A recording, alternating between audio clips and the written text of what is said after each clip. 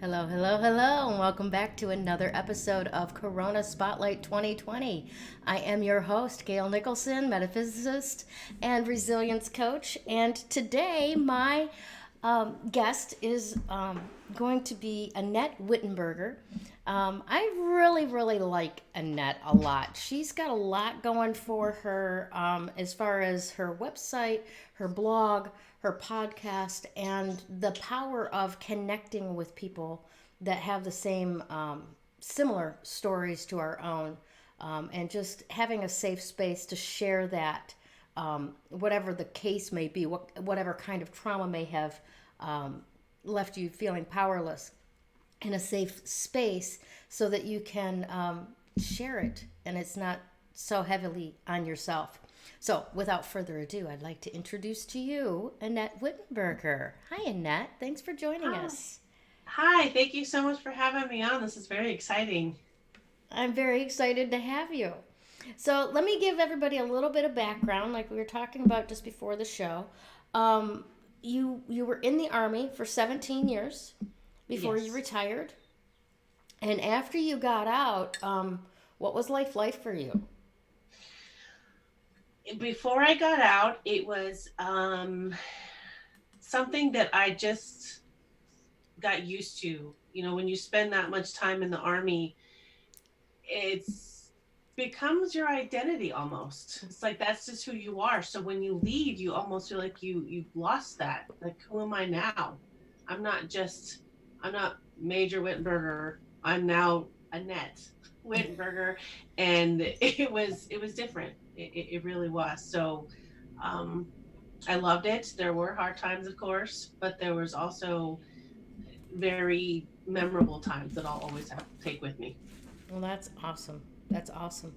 Um, you and I were talking about the fact, though, that when you feel that loss of identity after you go from one context of life to a totally different context of life, there can be some floundering around, some sadness, some grieving for the life that was before, some depression even. And something great was created out of your depression. What was that? So I created a blog to, in the beginning, it was just for me to express my feelings, and I'd never really intended for it to get out to the public. It was just a way. I didn't know any other way. So that's where I put all my time and effort.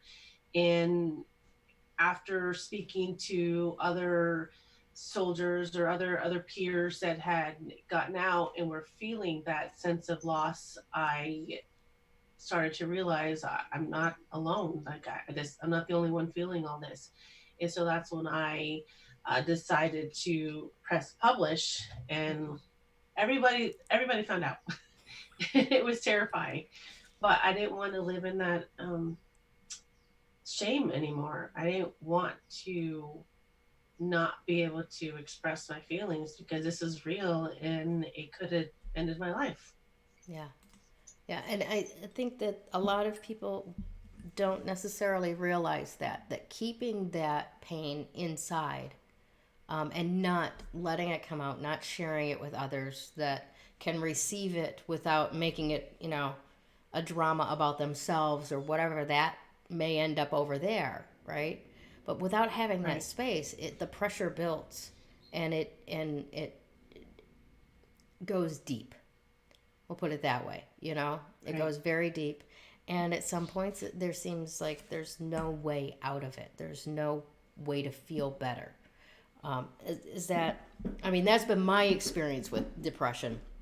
For me, for me, my depression seems to be based in anger. When I turn anger inward towards myself, and there's nobody to share that with, there's nobody that can help me with it. I have to deal with it all alone, and then it gets very dark. Right.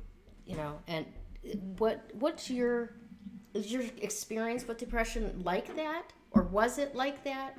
Um, or because I know that there's different kinds. There's some people that are just strictly dealing with a chemical imbalance, and if they can get the right chemical cocktail in balance, then they're great. And then some of us are more like we can get out of it through exercise. your best way to get out of it was through sharing it and pushing publish on that blog. Now, what occurred after that when the community started to rise up around your blog?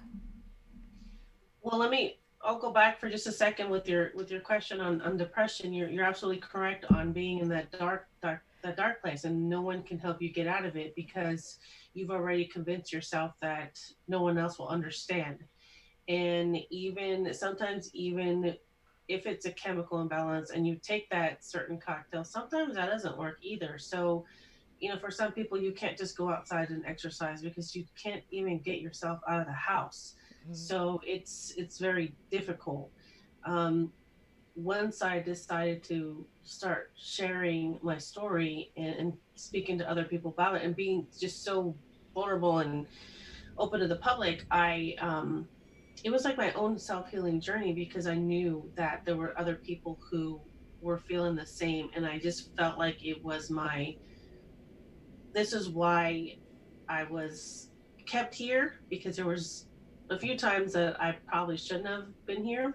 Mm-hmm. So I feel like this was my mission that I'm here for a reason, and sharing my story to help others get through theirs is what keeps me going. So not every day is a great day. There are days where I just Netflix is a blessing and a curse, but then there's days where I have a phone call set up already, or a friend calls and she wants to chat, and everything changes because you need to connect with others that understand, because not everybody understands and it's hard. Yeah. So Yep. Absolutely correct. So tell me a little bit more about. I mean, we've touched on it with this blog idea, but what exactly is what you call a wild ride called life? Because it's more than just a blog now, right? yes. Yeah, absolutely. The name came to me one day. I don't even know. It just popped in my head, and that was it. I said that's it. That's what life is for me, at least. And then when I've connected with other people, they say the same.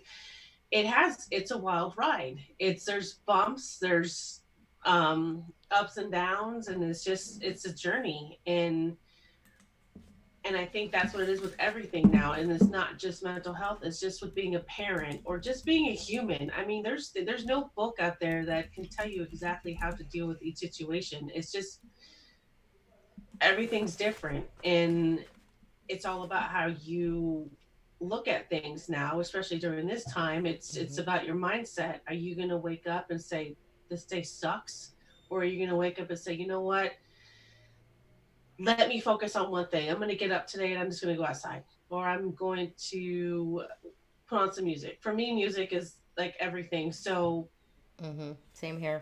I guess it just depends, and it is about your outlook. And so I really believe that the people that you surround yourself with can make a huge impact. If you connect with people that are like-minded and like-hearted, it changes it changes everything, Yeah. because you're surrounded in that positivity, or you're surrounded in people who are willing to listen, because sometimes that's all we need is someone to listen. Yeah. Yeah. It is true. And even especially now when, Yes. people may be living alone or maybe they're living with somebody that they're a roomie and they don't really give a damn about, Right. what's going on inside your head or whatever. It becomes even more important to have these tools like Zoom, like podcasts, like blogs, where you can reach out and connect with someone who has a similar challenge, who can identify, who can relate. Right. There's no surprise that the suicide hotline has gotten very, very busy lately. Right. So, why do you, I mean, what drives you to share this, right? Like, your message, why do you share it? Why do you go out there and provide a space for others instead of just focusing on your own needs? I think what really hit me was when I received the very first message I received through, I believe it was Instagram, a stranger who told me out of the blue, I've never met you, but I had to tell you that I look forward to your posts every day because I resonate with it so much, and it saved me. And that hit me right in the heart because people are watching, whether you're not getting your likes or you're not getting your comments, or you're not getting all that feedback. People are always watching, and they're always listening, and they're always reading. And so you don't know what someone may want, what someone may need to hear that day. And although I'm real on my posts, I don't always put happy things. Some days I put real hard truths in because it's real life. And so when I get messages like that through now Instagram, or or Facebook or my website, I know that I know that there's someone out there that needs to hear it. And so that's what drives me, because I used to be really shy. Hmm. My family does not, they're not very public. I'm the only one that's very public. They like to keep their business, and I respect that. But for some reason, I have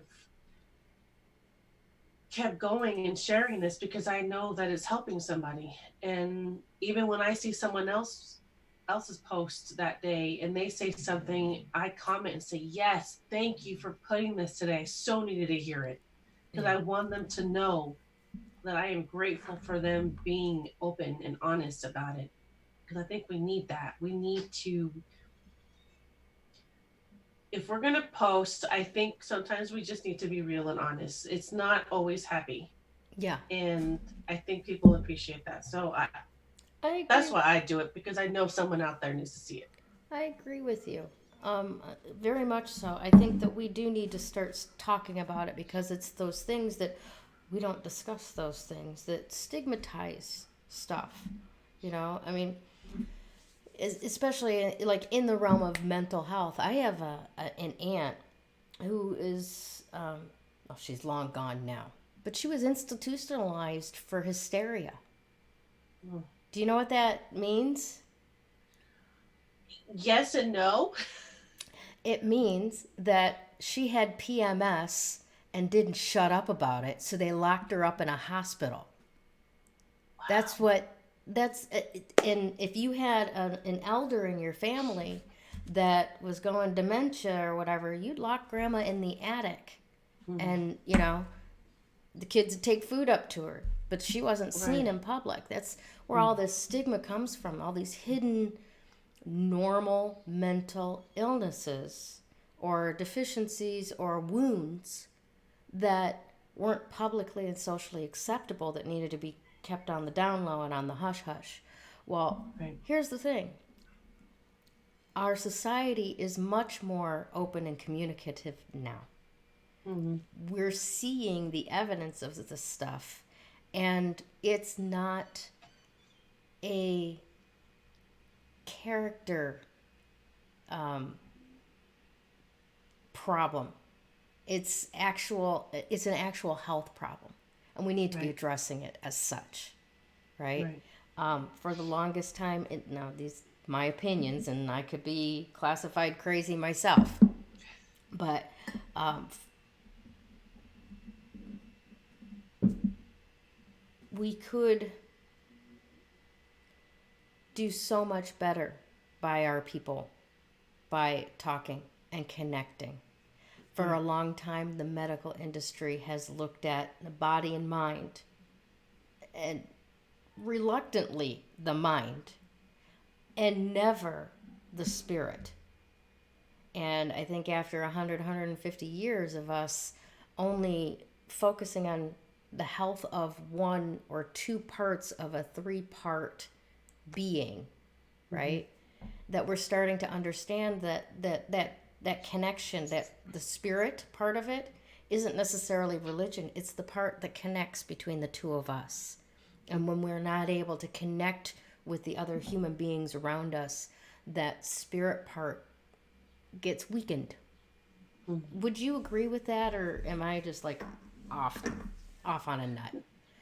No, no, I mean, I do. It's just we spent too long trying to hide things. And I mean, that's how I was raised. We didn't talk about our feelings. We just, unless you were bleeding or you broke a bone, you don't say anything. And then even the way I was raised in the military, I didn't say anything either because I didn't want to be seen as weak. I didn't want to lose my clearance. I didn't want to be moved to another unit. Whatever the case is, I didn't say anything for way too long. And so that's why I think now I'm so passionate about saying something because it's like I can't hide this anymore. And there's nothing wrong with me. I, I'm going through some things and I don't want other people to feel like they can't say anything about it. It's okay to not be okay. Mm-hmm. And I have turned my mess into my message because I need people to hear it that it's okay. Yeah. You could I even teach my own kids this now because you know both of them being military brats, I can imagine how difficult it is for them because their parents are so strict, but we've had to flip things a little bit and say, you know what, it's okay. If you're mad, say you're mad. Voice, talk it out. Don't turn it into rage, anger, because that's what I did. Mm-hmm. If someone were to ask me what was wrong, I'd be like, nothing, I'm fine, and then I'd be this raging person that no one wanted to be around. Yeah, it comes out and sideways, doesn't it? If it, you it, you push it down and it comes out sideways. it just, and people, my kids were like, what is wrong with mom? And I don't want them to feel like that anymore. And so Mm-hmm. that's, yeah, we spent way too long hiding and putting people away. Well, did you talk to them? Do you know what's wrong? Have you asked them? Because then you feel like suicide is the only way out because no one gets it. They don't understand it. And Mm-hmm. it's so disheartening. And Yeah. And yeah, don't you find that it's easier to touch anger than it is to touch sadness? yeah, Yeah. It's strangely enough, it's safer to be angry than it is to be sad. yeah. Yeah. If you say you're angry, it's like, oh, okay, okay. But if you're sad, it's like, wait a minute, what's going on? What's wrong? Yeah. It's such a touchy subject. So it's just, Yeah. it's difficult. Mm-hmm. Absolutely. All right. So, are you working on any other projects right now besides the let's see, the blog is a wild ride called Life, correct? And then you've also Yeah. got a podcast that came out of this called The Truths We Hide. Yes. You want to talk a little bit about that? Yeah, so I actually originally started a podcast 3.5 years ago, but I did 4 episodes and it was just me and it was really sad. And so I stopped it because I said, I can't listen to myself. This is sad. And it's just so sad. So I stopped it and I ended up, I was in the middle of moving, so I moved here and in October I said, you know what? I'm gonna start a podcast. I don't know why, I don't know how, but it's gonna happen. I'm gonna do it tomorrow. And I came up with the truths we hide because it was just from my own thing. I had a lot of truths that I was hiding. And I know that from talking to other people, there are things too that they're not ready to share yet Mm-hmm. because they're afraid. And so I started it, and again, it was going to just be a few of me talking, but then I said, you know what? No, there's so many more people out there that want to say something. And so surprisingly, I had quite a few people say, I'll do it. I was like, really? Okay. And so they came on and they start talking about their own journey of coming back from a deployment and admitting that they had to ask for help, Mm-hmm. or um, alcoholism or homelessness or whatever the case is. I've wanted to create a space for people to be able to share their stories and how they overcame them. And I've had great feedback from listeners saying, I heard this one with so and so, and wow, it was I totally resonated with it. So I'm happy as to where it's going. Mm-hmm. I'm surprised because it is hard, but yeah, so the truth we hide. Now, where can people hear that podcast? Are you on iTunes? Are you on Podbean? What do you want? On all of them, anywhere you can hear a podcast, it's on there. So it's very exciting. Sweet. Very Yes. cool. Very, very cool. Awesome. Yeah. Okay, good. Now, where do you see yourself in the next 5 years? My book will be published Yes. for real this time. It's going to happen. It's been a work in progress for about 3 years. Uh-huh. There were times where I was scared because it talks a lot about a lot of stuff that I just now felt comfortable saying out loud. But yes, the book will be published, and I really find myself being on a stage somewhere. I do. Awesome. So that's my goal. That's wonderful. That's wonderful. I see that for you too. I definitely see that as a real possibility for you. Thank you. Absolutely. Absolutely. Now, I know that you also do individual private coaching, right? Yes, ma'am. Awesome. So, if reaching out to the podcast doesn't seem like enough, or reading the blog doesn't seem like enough, I encourage those of you who are listening to reach out to Annette for a private one-on-one. You can see on the ticker below us. You can reach out to her at a wild ride called life@gmail.com. Her phone number is also available there. And in the meantime, regardless, go check out her website at a wildridecalledlife.com. Lots of good resources there. And definitely stuff to look at and to read up on. Tell us a little bit more about what you've got over there on your website, Annette. I have all the stories. My recent interviews. You can find the podcast on there to submit a form to be a guest on there.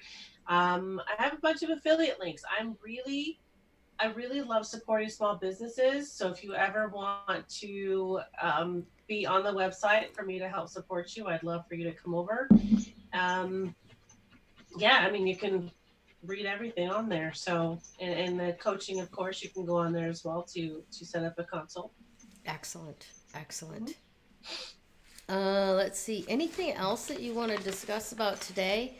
We've got some pretty interesting stuff going on right now with coronavirus. So how is that impacting you? How are you doing with all that? I'm not gonna lie. Some days are harder than others. Some days I have convinced myself, well, nothing's open, so I don't really need to leave the house. So I'll just sit here. Um, I am the gopher to get groceries because my mom's here and I don't, she doesn't need to go out. Neither does my son. So I go do that. And so I try to keep motivated each day. It's just something small. I have so many books I need to read. So I try to pick one, read a few chapters, set up a call with somebody, call your friend, check on them because that's, sometimes that's what they need. And the podcast is keeping me busy, and I just love communicating with other people. So I try to find something in each day, especially with the weather here in Virginia. It's amazing. So I'm really blessed to have that. And yeah, I just say wake up, and you got to get your mindset right. You have to pick one thing that's going to get you through that day. Pick something happy. It's nice outside. I'm just gonna sit out there. Just sit out there and drink your coffee or tea. Yeah. Just sit there. Just get the get the air on your face or feel the sun or something, and 100%. I think people are starting to finally realize, oh my gosh, this is what I'm missing. I'm missing the time to sit here in the sunshine and have my coffee. Yes. I'm missing the time to just enjoy having the cat on my lap for a while, It's true. We're so busy and rush each day. Now you can actually enjoy it a little bit. Yeah, absolutely. That's great. Jeez. Have you been watching anything on Netflix or anything like that? Have you been binging anything? Yeah. Yes. Yes. Little fires everywhere with Reese Witherspoon and Kerry Washington. I will definitely have to look into that one. I like Reese Witherspoon a lot. Me too. Yeah, she's a little firecracker. I like her. Yes. Very cool. Alrighty, well, do you have any final thoughts for the people that are listening today, or anything that you'd like to leave them with? I really want people, like I said earlier, it really is okay to not be okay. Stop being so hard on yourself, but like you have to be perfect each day or happy each day. I would just communicate with your family. Look, today is just not, I'm not feeling it. Can you help me out? Because if we hold that in, we get snappy and we get mean and we get rude, because that was me. That's all me. So it's okay. Awesome. Thank you so much for joining us today, Annette. Take care. Thank you so much. Absolutely. Have a great, great week, Facebook. When you open yourself up to actual energy work, makes that recovery progress so much faster. That recovery is possible. You do not have to live as a victim until your last days. You have unbelievable strength, and I know that because you're still here. Do you want to create something completely unrecognizable with your life? I can show you how.